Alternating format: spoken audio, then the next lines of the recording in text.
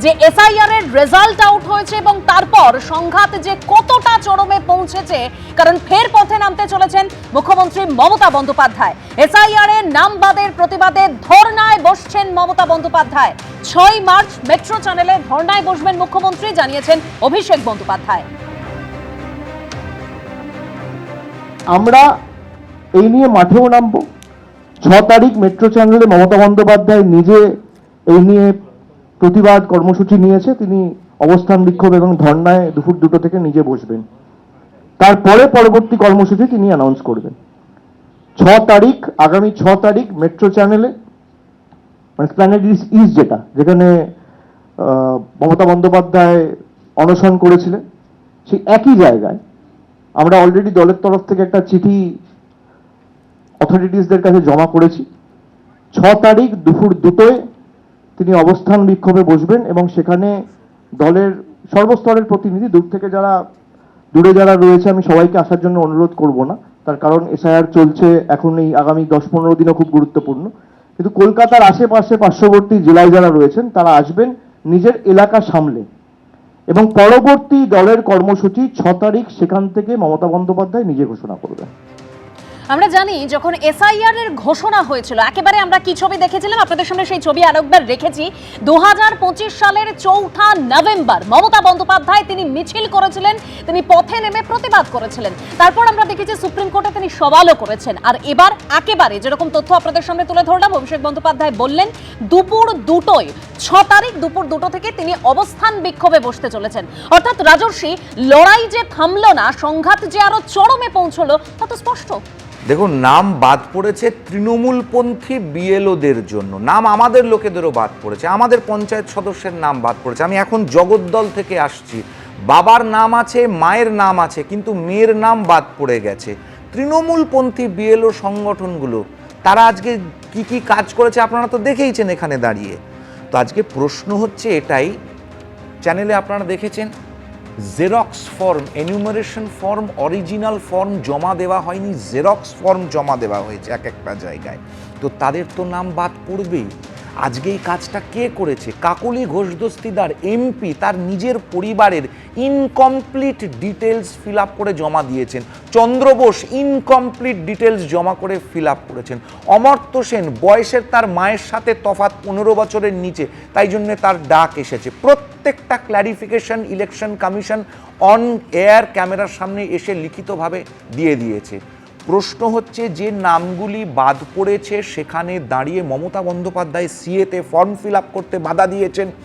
2002 সালের পরে পূর্ববঙ্গ থেকে সর্বস্ব হারিয়ে যে সমস্ত হিন্দুরা এসেছেন তাদেরকে ফর্ম ফিল আপ করতে বাধা দিয়েছেন মমতা বন্দ্যোপাধ্যায়। কিছু কারণে তাদের বাদ পড়েছে, তাদেরকে আমরা ফিল আপ করাচ্ছি। তো বারবার বলা হয়েছে যে তারা যথোপযুক্ত নথি জমা দিয়েছেন, কিন্তু সে তারপরেও সেই নামগুলোর কোনো নিষ্পত্তি হয়নি। না, যথোপযুক্ত নাম জমা দেয়নি। যদি দিয়ে থাকে তাহলে পরে মিনিটস অফ দ্য মিটিংয়ে ইলেকশন কমিশনের ওয়েবসাইটের যে লিঙ্কটা গতকালকে দেখবেন, মিনিটস অফ দ্য মিটিং সেখানে আছে।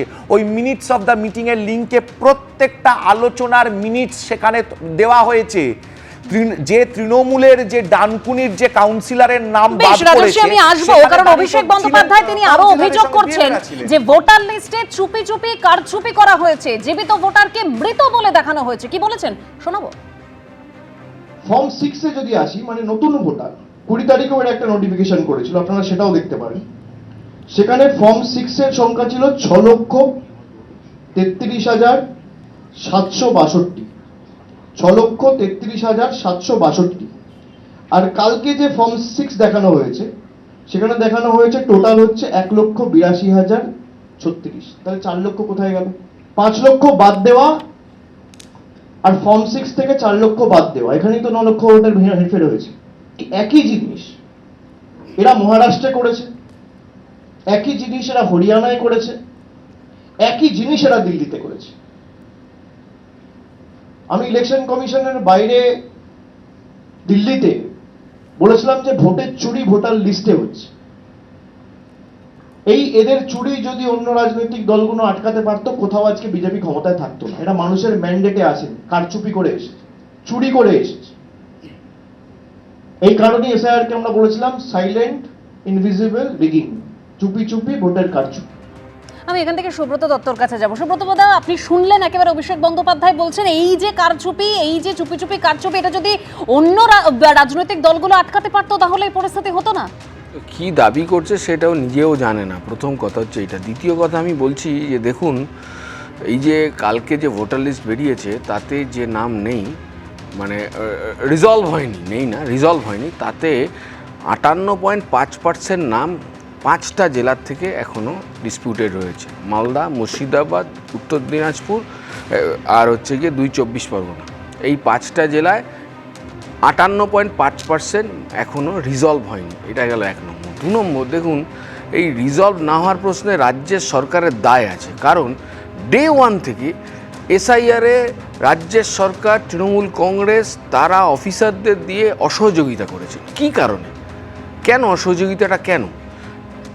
আমরা বলছি এই অসহযোগিতার কারণেও হচ্ছে কি কিছু নাম এখনও আমাদের এরকম ধোঁয়াশার মধ্যে আছে। নাম্বার 3, কে জবাব দেবে বলুন তো?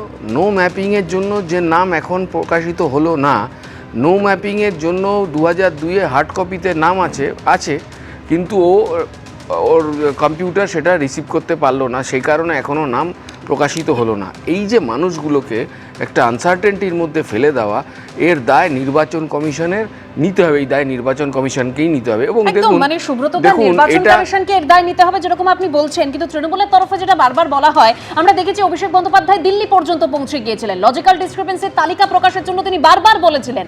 তারপরে 58 লক্ষ যে নাম খসড়া তালিকায় বাদ গেছে, সেখানে কতজন রোহিঙ্গার নাম রয়েছে তারও তিনি তালিকা প্রকাশ করতে বলেছিলেন। মমতা বন্দ্যোপাধ্যায় দিল্লি চলে গিয়েছেন, সুপ্রিম কোর্টে সওয়াল করেছেন। সেখান থেকে তো তৃণমূলের প্রশ্ন যে আপনারা শুধু তো মুখে বলে গেছেন, সেই পদক্ষেপ, সেই নজর কাড়া পদক্ষেপটা তো আপনাদের তরফে ছিল না। আসলে প্রশ্ন হচ্ছে নজর কাড়া পদক্ষেপ নিতে হবে, পদক্ষেপ নিতে হবে না, নজর কাড়া পদক্ষেপ নিতে হবে। আচ্ছা, সুপ্রিম কোর্টের মামলায় ওনার এই যে লিস্টে কত নম্বরের নাম আছে? মমতা বন্দ্যোপাধ্যায় 1 নম্বর নাম, মুস্তারি পারভীন। প্রশ্ন এটা না, ওই নজর কাটতে হবে। এই যে নামগুলো নেই, ইলেকশন কমিশনের কাছে যাওয়া, আর এই যে আমি দেখলাম এখানে আপনাদের এখানে টেলিভিশনের মধ্যে দিয়ে উনি বললেন 6 তারিখ ধর্নায় বসবেন। ধর্নায় বসে কী হবে? বিডিওদের কাছে যেতে হবে, বিডিও অফিসে আমাদের মানুষেরা যাবেন, বামপন্থীরা যাবে, বিডিওদের কাছে নাচরবান্ধা কাজ করতে হবে এখানে। কারণ যারা ওখানে কাজ করবেন, এই দায়িত্ব যাদের জুডিশিয়াল অফিসাররা, তারা কেউ কালীঘাটেও বসবে না, তারা কেউ ধর্মতলাতেও বসবে না যে তাদের সামনে বসে হচ্ছে গিয়ে আমি অবস্থান করতে নামলাম। কী কারণে অবস্থান? আসলে নজর কাজ, যে শব্দটা আপনি বললেন, কাজের কাজ না, নজর কারা কাজ করো, তার মধ্যে দিয়ে মানুষকে প্রবঞ্চিত করো, এটা হচ্ছে গিয়ে কাজ। দেখুন, আমি একটা কথা বলছি, দিল্লিতে গিয়ে নির্বাচন, আচ্ছা এইখানে কাজ হয়, ভোটার লিস্টের কাজ হয় এখানে, সিইও দপ্তর তার দেখভাল করে অন বিহাফ অফ দিল্লি। তাও দিল্লি গিয়ে কি করছে? ফুটেজ খাওয়া, এর বাইরে কি আছে দিল্লি গিয়ে? এবিপি আনন্দ, এগিয়ে থাকে, এগিয়ে রাখে।